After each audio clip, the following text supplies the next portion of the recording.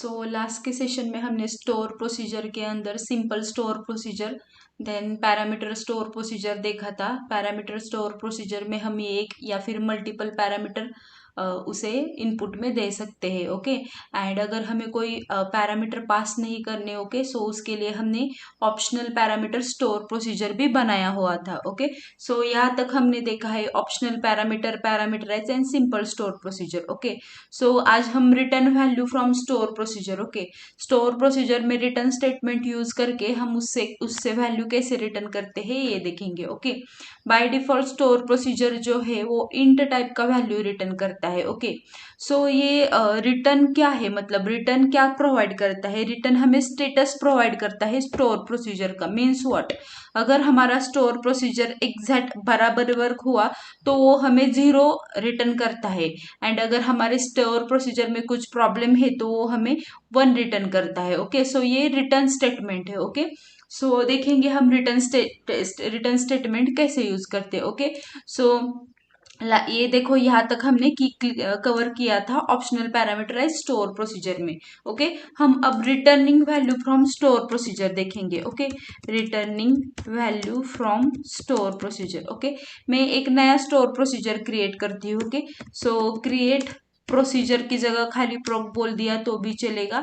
USP मैंने ये initialisation लिखा है for user defined store procedure, and इधर मैं सिंपली लिखती हूँ gate name by roll number, मतलब रोल नंबर पास करने के बाद वो मुझे नेम रिटर्न करेगा, ऐसा स्टोर प्रोसीजर लिखती हूँ। तो मैं उसे इनपुट में क्या दूंगी, यहाँ पे इनपुट में मैं दूंगी यहाँ पे @roll number.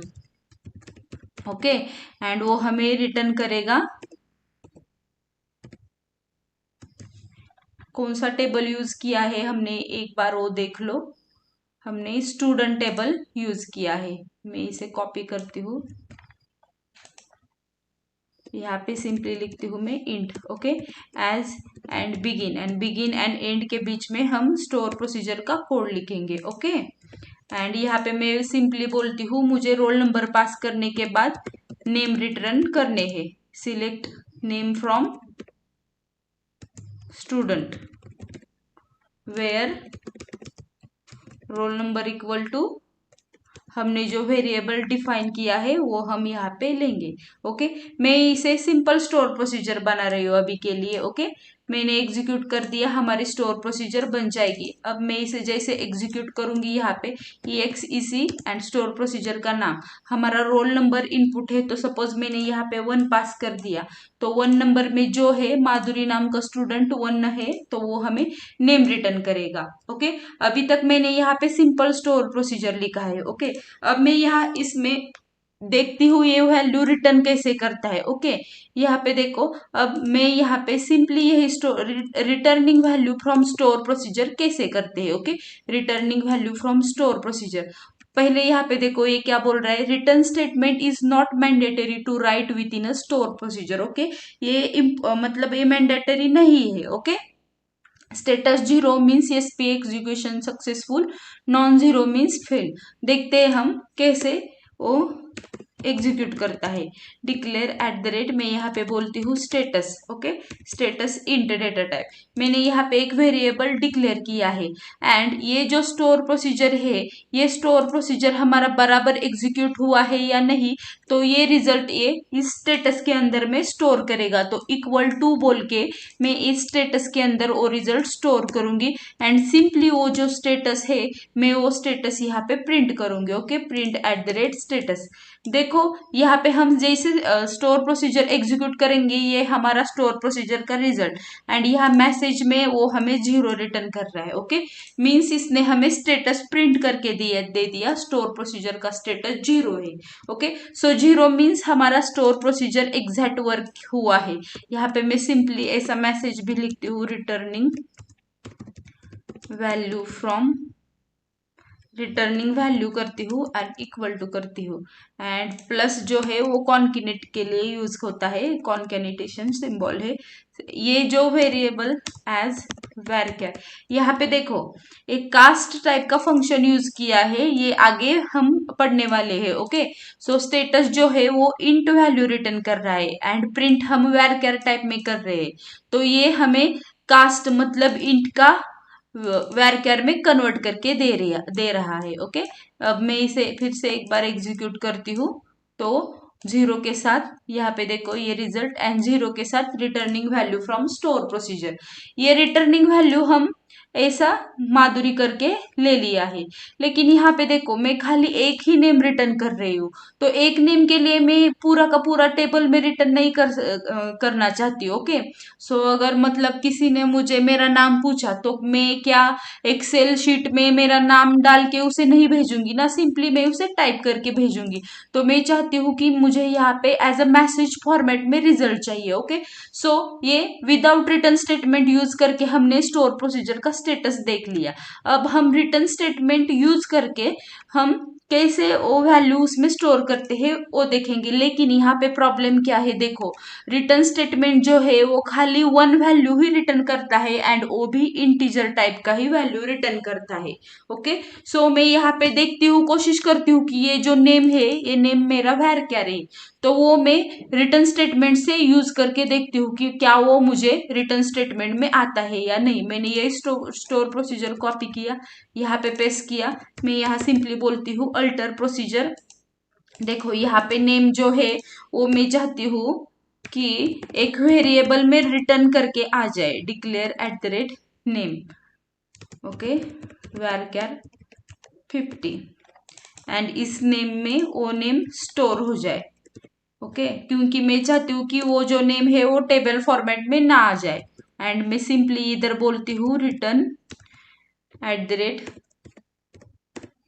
Name. Okay, store procedure लिखा है मैंने। ओके, मैं स्टोर प्रोसीजर अल्टर करती हूँ, स्टोर प्रोसीजर हमारा अल्टर हो चुका है। सेम यही मैं स्टोर प्रोसीजर एग्जीक्यूट करती हूँ, देखो EXEC एंड स्टोर प्रोसीजर का नाम। Okay, and input parameter roll number है तो रोल नंबर 1 पास करना पड़ेगा। ओके, एंड ये जो रिजल्ट है उसने नेम नाम का वेरिएबल हमने रिटर्न किया है, उसका डेटा टाइप varchar है। ओके, सो मुझे यहाँ पे वो रिजल्ट स्टोर करने के लिए एक वेरिएबल डिफाइन करना पड़ेगा। रिजल्ट नाम का लिखती हूँ मैं यहाँ पे इंट, एंड ये जो रिजल्ट है वो उसमें शो हो जाए। ओके, एंड वो प्रिंट करने के लिए मैं बोल रही हूँ यहाँ पे प्रिंट @ रिजल्ट। देखो डिक्लेयर @ मैंने इंटीजर varchar टाइप का है यहाँ पे varchar, तो मैं यहाँ पे बोलती हूँ varchar। Okay, and store procedure with input parameter, जो कुछ भी इनपुट है वो हम उसके आगे इनपुट देंगे, एंड स्टोर प्रोसीजर का ये रिटर्न इसमें स्टोर करने के लिए बोल रही हूँ एंड प्रिंट करने के लिए बोल रही हूँ। मैं यहाँ पे क्या चाहती हूँ, मतलब मैं जैसे ये एग्जीक्यूट करूँ ना, तो वो जो एक सिंगल टेबल में नेम आ रहा था वो मैसेज में आ जाए। एग्जीक्यूट करती हूँ तो देखो क्या एरर आता है, देखो conversion failed while converting varchar value Madhuri to data type int, मतलब माधुरी जो है वो आउटपुट आ चुका है हमारा। ओके, बट इसका डेटा टाइप varchar है एंड वो इंटीजर वैल्यू में स्टोर नहीं हो रहा है। मतलब क्या, we can return only one value and we can not return int, we can return only integer value, means varchar value हम रिटर्न स्टेटमेंट से यहाँ पे रिजल्ट पे नहीं शो कर रहे, तो उसके लिए यहाँ पे रोल में आता है output parameter store procedure. Okay, so return value from store procedure का यूज ये है कि वो हमें स्टेटस रिटर्न करके देगा, मतलब स्टोर प्रोसीजर हमारा बराबर वर्क हो रहा है तो वो हमें 0 रिजल्ट देगा, अदरवाइज 1 रिजल्ट देगा। एंड हम अगर आउटपुट लाइक मतलब मैसेज फॉर्मेट में अगर लाना चाहते हैं तो हम खाली इंटीजर वैल्यू ही रिटर्न कर सकते हैं एंड वो भी 1 ही वैल्यू रिटर्न कर सकते हैं। ओके, सो अगर मुझे यहाँ पे मल्टीपल वैल्यूज रिटर्न करने हैं तो उसके लिए रोल में आता है output parameter store procedure. Okay, output parameter क्यों रोल में आया इसका भी यहाँ पे मतलब ये एग्जाम्पल बताया है मैंने। ओके, सो ये हमारा एग्जीक्यूट नहीं होगा क्योंकि ये वेर वैल्यू इंटीजर में कन्वर्ट करके रिटर्न ओनली रिटर्न स्टेटमेंट हमें ओनली इंटीजर वैल्यू ही रिटर्न करके दे रहा है। ओके, यहाँ में मैं बोलती हूँ error, return statement only integer value ही रिटर्न करके देता है एंड वो भी एक ही वैल्यू रिटर्न करके देता है। तो अगर मुझे मल्टीपल रिटर्न चाहिए तो उसके लिए output parameter store procedure role में आता है। ओके, सो आउटपुट पैरामीटर हम नेक्स्ट सेशन में देखेंगे। Okay, so thank you.